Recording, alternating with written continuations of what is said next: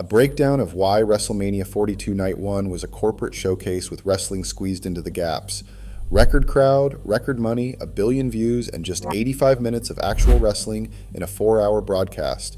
This exposes the match times, the Hogan tributes, the ESPN commercial breaks, and the Night 2 comparison that proves it was a choice. On April 18th and 19th, 2026, Allegiant Stadium in Las Vegas hosted WrestleMania 42. According to WWE's corporate release, the weekend was a massive triumph, reporting a combined attendance of 106,072 and over 1.3 billion social media views. But those metrics masked another reality. An independent timing analysis by USA Today exposed the rigged broadcast model, removing the grand entrances, sponsor plugs, and celebrity segments to measure only the bell-to-bell action. What remained of Night 1 was a 4-hour broadcast containing roughly 85 minutes of actual wrestling. It was a bad wrestling show wearing a great business suit, the product of a profit-driven machine relying on stadium scale to hide the imbalance. To understand how this compression felt on screen, look at the opening stretch of the broadcast. The 6-man tag featuring Jay and Jimmy Uso alongside LA Knight against Logan Paul's crew lasted approximately 7 minutes. The women's tag team Fatal 4-Way followed at approximately 9 minutes. Becky Lynch's title clash with AJ Lee for the Women's Intercontinental Championship took roughly 8 minutes. These 3 matches totaled approximately 24 minutes. Within this restricted window, 3 women's championship opportunities were tightly compressed. As analyst Wade Keller noted, these 7-minute championship matches left little room for narrative build-up. The structural damage became even more glaring during Liv Morgan's Women's World Championship defense against Stephanie Vacker. Rushed to a finish in just 7 minutes, the bout was severed by a chaotic Judgment Day interference sequence, earning a meager 2-star rating from Dave Meltzer. This booking device blurred Vacker's championship transition rather than highlighting her abilities. Ultimately, 2 of the best women in professional wrestling received less time for their World Championship match than a single headliner's entrance video. The broadcast spent its precious minutes elsewhere. 4 distinct Hulk Hogan tribute packages aired throughout the night, consuming close to 25 minutes of prime screen time. Hogan, who passed away in July 2025 and had not competed in years, received far more focus than active championship competitors.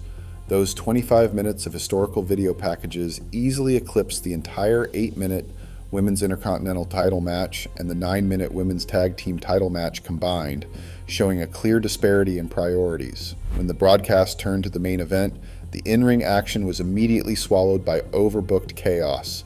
The undisputed WWE Championship match between Cody Rhodes and Randy Orton devolved into a circus.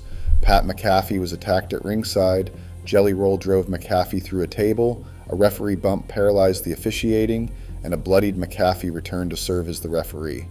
The issue lay with the booking, not the talent, rendering a premier athletic matchup completely forgettable and earning a mediocre 3.5-star rating from Dave Meltzer. The layout of the evening left the actual sport secondary to the corporate spectacle. As Hall of Famer Jim Ross later observed, the pacing on Saturday felt more like a commercial reel than a wrestling show.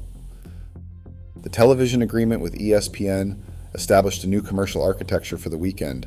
For the first time in history, WWE simulcast the opening hour of Night 1 on ESPN2 before transitioning the rest of the broadcast to the ESPN streaming app. This cable arrangement introduced heavy ad blocks directly into the premium feed, forcing streaming viewers to sit through constant commercial interruptions while the live audience endured frequent 4-minute pauses. Inside Allegiant Stadium, where individual ticket prices ranged from $854 to nearly $9,000, paying fans spent long stretches of the night staring at darkened screens. The broadcast accommodated 32 corporate marketing partners, building a highly efficient commercial delivery system rather than a standard wrestling card.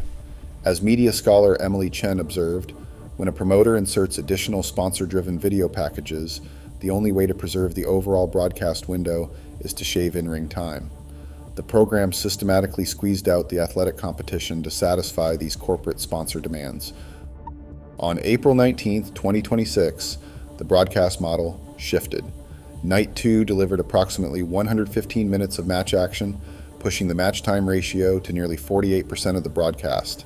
In terms of critical reception, the Intercontinental Ladder match earned 4.75 stars from Dave Meltzer, while Obafemi against Brock Lesnar secured 4 stars.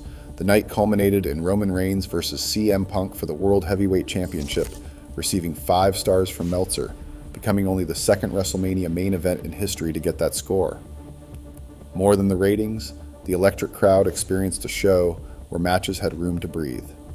The same company, weekend, and stadium make this comparison meaningful, allowing us to appreciate the performer's execution. Did circumstance really constrain Night 1? Apparently not. The exceptional Night 2 proves that the corporate slideshow of the previous evening was not bad luck, but a deliberate decision to put sponsors over the show. Was WrestleMania 42 Night 1 actually a good wrestling show, or did record numbers get everyone to pretend? Drop your honest take in the comments. The ledger of Night 1 reveals a stark division. The business metrics indicate a major corporate success driven by record-breaking revenue and massive digital reach, yet the actual wrestling experience must be measured by match structure and in-ring time. When a 4-hour broadcast contains only 85 minutes of bell-to-bell action, the priority of the program is clear.